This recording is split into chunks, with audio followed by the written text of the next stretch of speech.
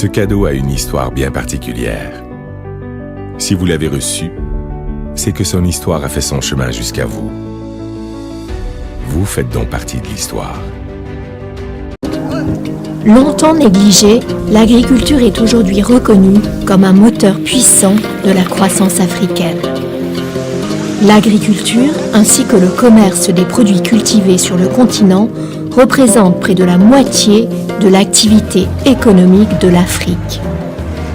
Le marché africain de l'agroalimentaire pèse actuellement 310 milliards de dollars, mais pourrait atteindre 1000 milliards de dollars en 2030.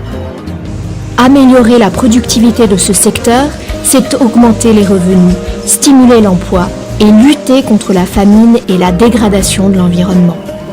C'est œuvrer aussi à une prospérité partagée.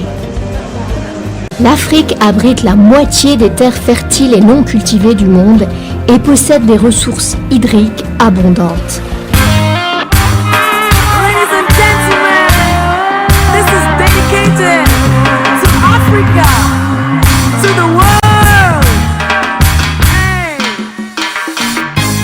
Oh, I'll sing, and you will dance. He will clap. Oh, Ok Charles, merci encore pour ces informations que tu nous as données. On parlait donc de risques. On a parlé aussi donc de l'économie camerounaise sur le potentiel en fait qu'elle pourrait proposer en fait à ceux qui veulent investir. Moi j'aimerais quand même que tu me dises aujourd'hui, tu as remis en cause beaucoup de choses, il faut être au courant que tu secoues un peu les choses, c'est que tu nous parles de vieilles techniques ou de techniques traditionnelles utilisées jusqu'ici. Est-ce que ça remet en cause nos formations ou les formations de nos enseignants qui ne sont peut-être pas actualisées? Est-ce que ça remet en cause peut-être des moyens qui ne sont pas donnés? Est-ce qu'on devrait aujourd'hui penser à réformer justement ces formations-là sur peut-être des formations beaucoup plus courtes et plus accessibles à monsieur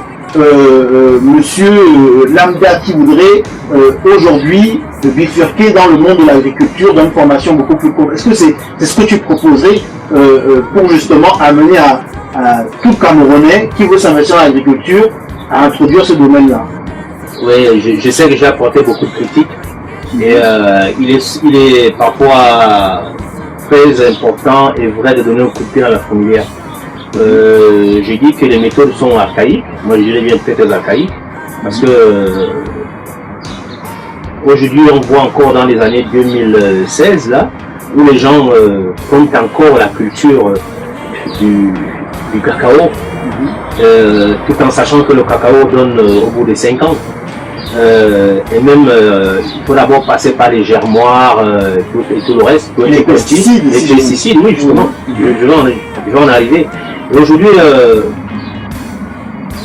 parlant des pesticides, je vous dirais qu'aujourd'hui 10% des engrais qui sont mis dans nos plantations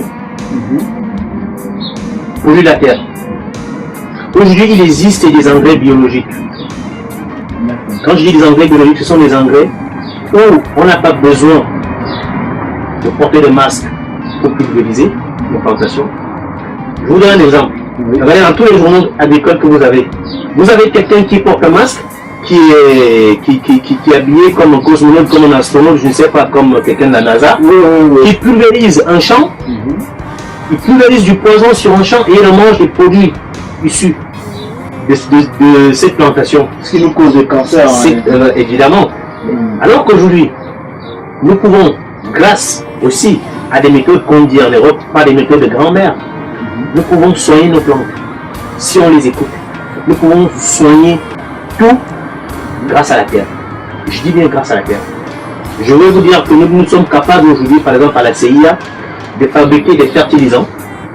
CIA, tu peux nous redire? La CIA, c'est le centre d'innovation agronomique. D'accord, ok. Parce que nous, on veut vraiment innover. Nous mettons à disposition des engrais biologiques. D'accord. Qui sont conçus par nous, par nos experts. Nous mettons en place les pesticides, ça veut dire que fongicides, c'est tout ce qui concerne le traitement des maladies. Nous mettons les insecticides, c'est tout ce qui concerne le traitement de tous ces insectes-là qui viennent détruire nos plantes. Nous mettons aussi à disposition comment on appelle ça, des herbicides.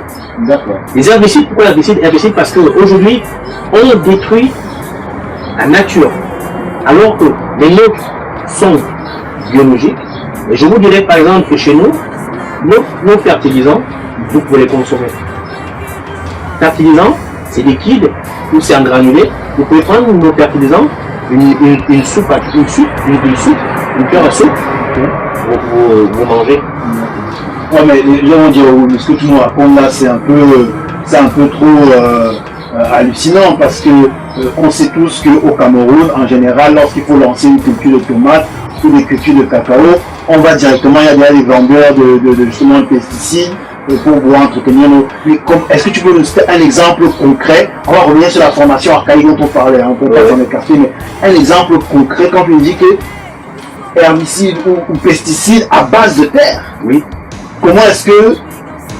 je ne vais pas demander les secrets, mais est-ce qu'il y a un exemple de la terre, comment la terre peut protéger justement de l'attaque, justement, pour protéger les champs?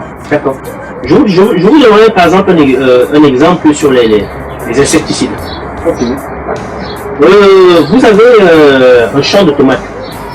Oui. Vous êtes envahi par des pucerons. Oui. Je vais vous faire plaisir. Je vais vous enfiler deux. Ok, allons-y. Ok. Vous savez que vous pouvez utiliser du lait. Un lait de lait pour 10 litres d'eau. Le lait qu'on consomme. D'accord. Vous pulvérisez, vous tuez vos insectes. Ça, c'est l'insecticide. Alors qu'on préfère aller prendre des produits chimiques pulvérisés pour faire un masque. Mais entre le lait et le produit chimique, comme on va se dire que moi je ne regarde pas ce qui... Là, on regarde plutôt ce qui coûte plus cher. Non, mais le lait coûte moins cher. D'accord. Le lait coûte tellement moins cher. C'est pour ça qu'on dit quand on innove, c'est optimiser. Optimiser, c'est avoir des choses moins de coût qui soient rentables. Vous utilisez le lait. Mais le lait, comment le lait peut justement remplacer... Le lait a des atouts, dont je ne vais pas tout vous dévoiler, oui, bien sûr. qui peuvent nuire à la présence des insectes sur des plantes. D'accord. Je passe déjà sur ça. Je vous dirais par exemple, nous avons la cendre. Vous savez, quand on a fait le feu de bois, Oui. cette cendre-là, on utilise la cendre, on la dilue. La cendre a beaucoup d'atouts. Elle apporte le phosphate aux plantes. Je vais vous montrer quelques plantes de tomates après, où j'utilise le charbon de bois, qui est du soufre. Vous allez voir qu'il n'y a pas de produits chimiques, tout est biologique. Vous utilisez de l'eau, vous trempez, vous faites une bouillie, on appelle bouillie bordelaise, vous trempez, vous pulvérisez vos plants de tomates. Les plants de tomates ont une vertu, en fait la cendre a une vertu, c'est que ça sèche. D'accord. Donc ça veut dire que ça va sécher les insectes. Si les insectes ont pondu des œufs, ça va aspirer les œufs, tout simplement. Et ça, vous n'aurez plus d'insectes sur vos plants de tomates. Alors peut-être on va adresser un dernier mot à tous les Camerounais qui ont maintenant une idée un peu plus claire de ce qui se passe sur le terrain au Cameroun. On a parlé des risques, on a parlé de l'innovation, on a parlé de comment se préparer. On a aussi parlé du fait surtout de ne pas attendre derrière l'État. Parce qu'en général, on se plaint beaucoup, les Camerounais, c'est beaucoup de mentalité, se plaignent, mais on ne fait pas grand-chose en général. Est-ce qu'aujourd'hui, tu pourrais nous parler plus ou moins de l'attitude à avoir aujourd'hui quand il faut se lancer dans l'entrepreneuriat au Cameroun et dans le domaine de l'agriculture? Quelle est cette attitude depuis le moment où vous avez cette idée, du moment où on a cette étude de faisabilité qu'on essaie d'avoir, mais quel est le comportement général de tous les jours? Comment tu rêves, tu vis ton projet, ton cas concret à toi? Voilà. Moi je vous dirais que je garderai un peu pour moi mon petit secret. Oui, bien sûr. Voilà. Je vous dirais juste ce qu'il faut être, comment dire en français, faut avoir des crêpes, au Canada, aux États-Unis, il faut avoir les corenos. Les corenos, je vous l'expliquerai pas ce que c'est. Je dirais que il faut y croire. C'est votre bébé. Il faut y croire. Quand vous croyez à quelque chose, il n'y a rien qui peut vous détourner de cela. Par exemple, lorsque nous avons commencé à la CIA à fabriquer les engrais, les gens nous disaient, mais non, ça ne va pas marcher. On en a aujourd'hui. Quand on a commencé les carottes de 1 mètre, on disait, mais non, ça ne va pas marcher. On a fait. Et quand on a commencé à cultiver les laitues sur les bananiers, on disait, mais non, c'est pas faisable. Mais on a fait. Donc il faut y croire. Il faut y croire. Vous devez vivre votre projet. Vous devez dormir votre projet. Vous devez manger votre projet. C'est votre projet, c'est votre bébé. Voilà. C'est comme ça. Ok. Et la CIA, vous, est-ce que vous avez ce réseau important qui permettrait à monsieur Lambda qui veut passer par vous pour déjà se former, comme vous proposez de formation, derrière, qui va se lancer, et vas-y, avec toute cette culture et tout ce que ça m'a apporté comme valeur ajoutée, ou est-ce que je vais vendre ma marchandise parce que je ne m'y connais pas dans tout ce qui est réseau de distribution de vente? Est-ce que vous avez aussi ce réseau pour permettre d'écouler la marchandise? Donc, je dirais d'abord que nous n'avons pas des réseaux pour faire la marchandise. Pourquoi? Parce que le Cameroun, avec son multi-import, nous avons ce qu'on appelle généralement chez nous les Bayam Salam. Voilà. Bayam Salam, c'est bien. Quand l'innovation, par exemple en Europe, les Bayam Salam n'existe pas. C'est pour ça que nous innovons dans la transformation et la conservation. D'accord. C'est pour ça. Donc, nous, c'est pas que nous négligeons les Bayam Salam. C'est un métier respectable. Et c'est un métier, nous respectons ces gens qui le font. À la CIA, nous innovons dans la conservation. On vous montre comment conserver vos produits. On vous montre comment transformer vos produits. C'est pour ça qu'on dit innovation et optimisation. Pour pouvoir les écouler un peu plus tard. Voilà. D'accord. En tout cas, merci pour ce temps que tu nous as accordé. C'était vraiment très intéressant de partager avec toi. Il y a un autre point quand même que j'aimerais dire, c'est que, encore et le répéter, c'est que M. Charles donc est disponible.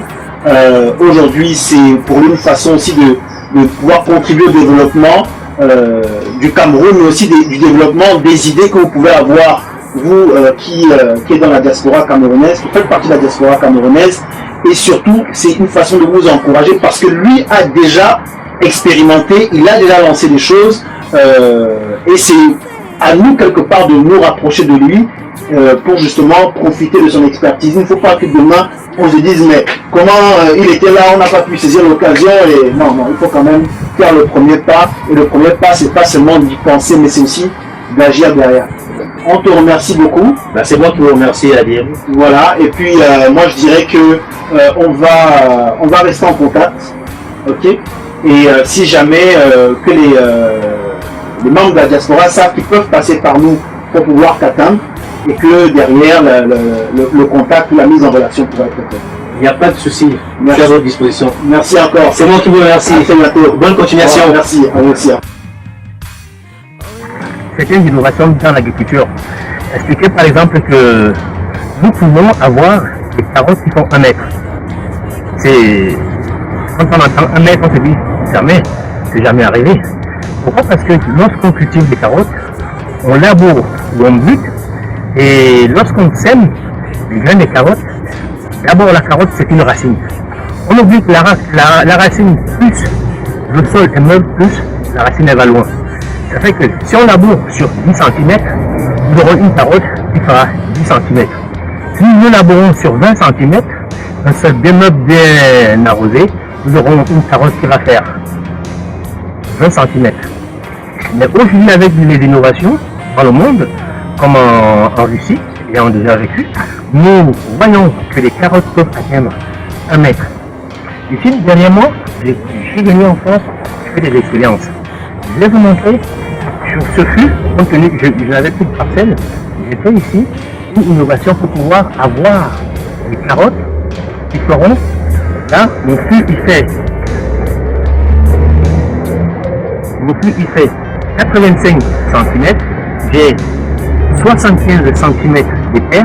Donc en principe, mes carottes que j'ai cultivées là, qui ont 2 mois et demi, ces carottes, si tout se passe bien, ils auront 75 cm. Donc plus vous augmentez la hauteur, plus vous avez les carottes longues. Donc ça fait 2 mois et demi que je les ai sémées. Et là, je vais pouvoir vous montrer que les carottes peuvent avoir plus de 10 cm ou de 15 cm. Nous avons ici 1 mètre.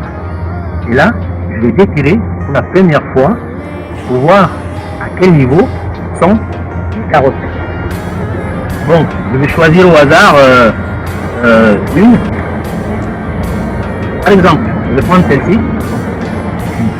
Tu vois. Je vais prendre celle-ci, qui est juste là. Je vais au hasard. Je vais la tirer. Je vais la tirer. Regardez ce que ça donne. Déjà, à 2 mois, nous avons déjà 24 cm de carottes. À 2 mois, 24 cm de carottes, c'est possible. Elles n'ont même pas encore grossi. Elles n'ont pas encore grossi. Je vais encore tirer une au hasard.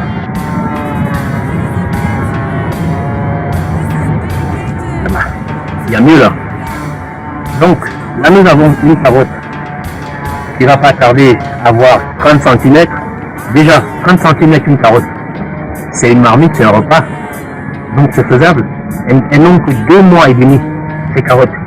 Donc, l'innovation est possible.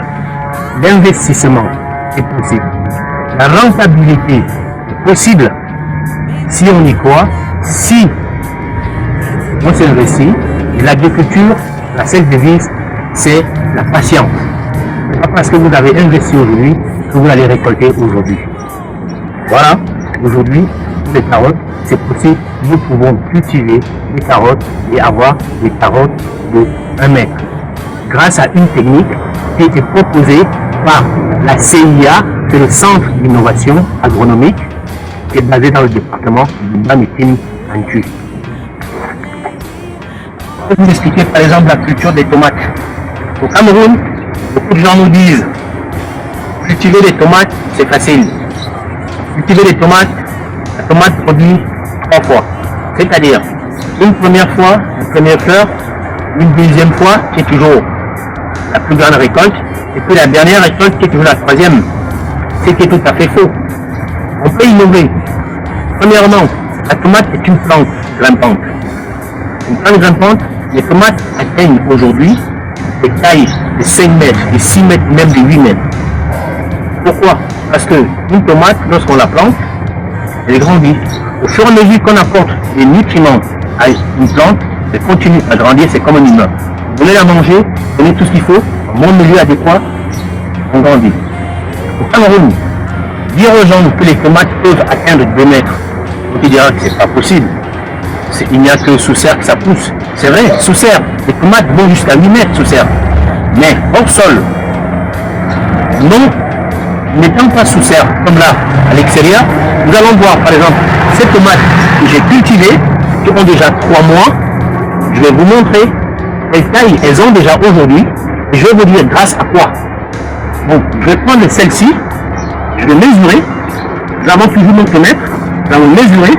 Vous allez voir que une tomate, elle atteint 1,5 mètre. Oui, 1,5 mètre de tomate. Elle continue à grandir et même elle fleurit à 1,55 m. Elle fleurit à 1,55 m. Et ce qui veut dire quoi? Ce qui veut dire que chez les tomates, une fleur correspond à un fruit. Vous vous demandez, il n'y a pas assez de fruits, mais il y a des fruits. Si on commence par la base, on peut se rendre compte de toutes les étapes des fruits. Et aussi, pensons, lorsqu'on plante les tomates, il faut penser à enlever les gourmands et aussi à défeuiller, c'est-à-dire enlever les feuilles qui sont en bas des tiges pour éviter des maladies. Éviter des maladies. Donc là, nous avons notre plant de tomate qui est bien arrosé, qui est buté. Et à savoir aussi que le butage, lorsqu'on bute le plan de marché, ça correspond à 2 arrosages. Donc là, je ne suis pas obligé d'arroser tous les jours. Vous voyez, j'ai des plants de tomates qui font 1,5 mètre.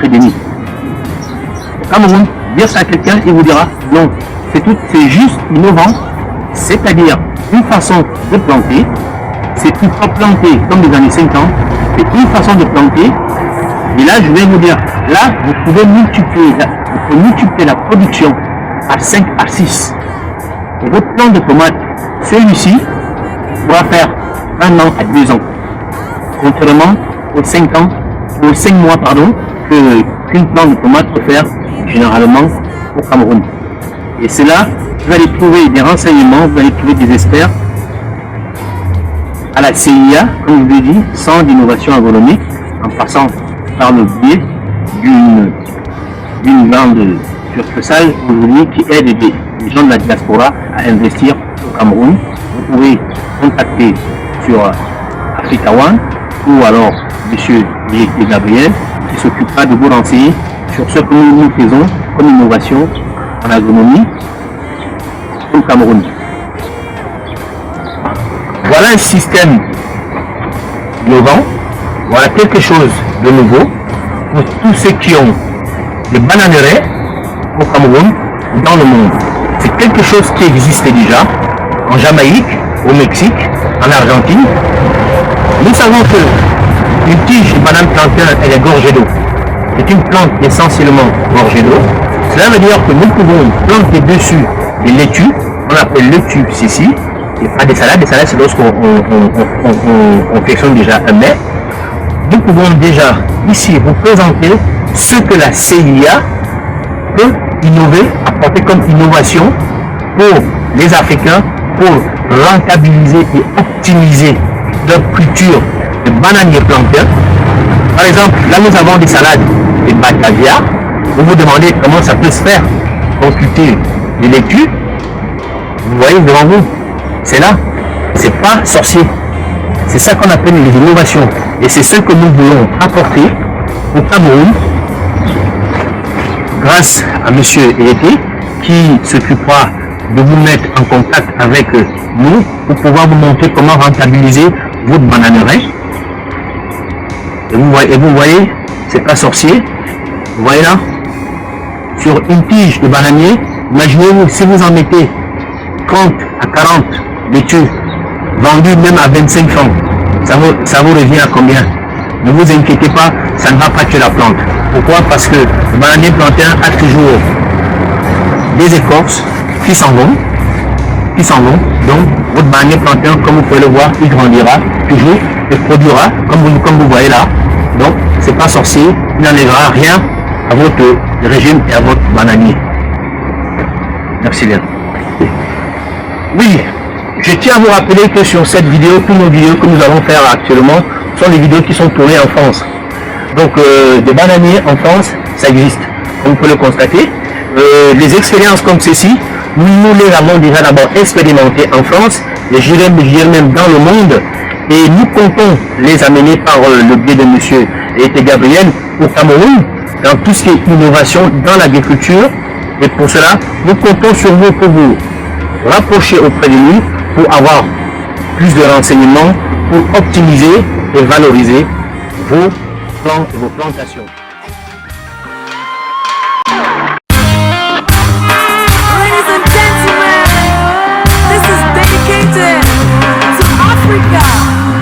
To the world.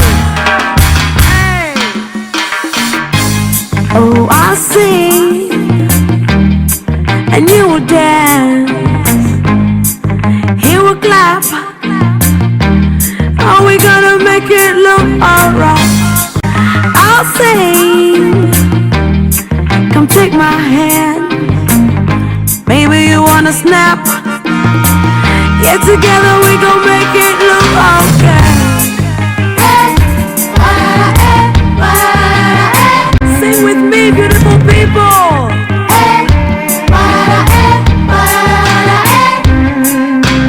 Ole, ole, ole, oh.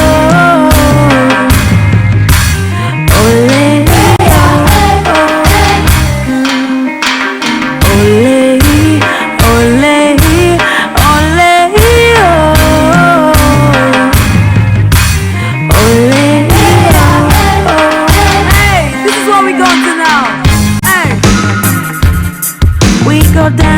sing, we go jump until we can no more. I'll be holding your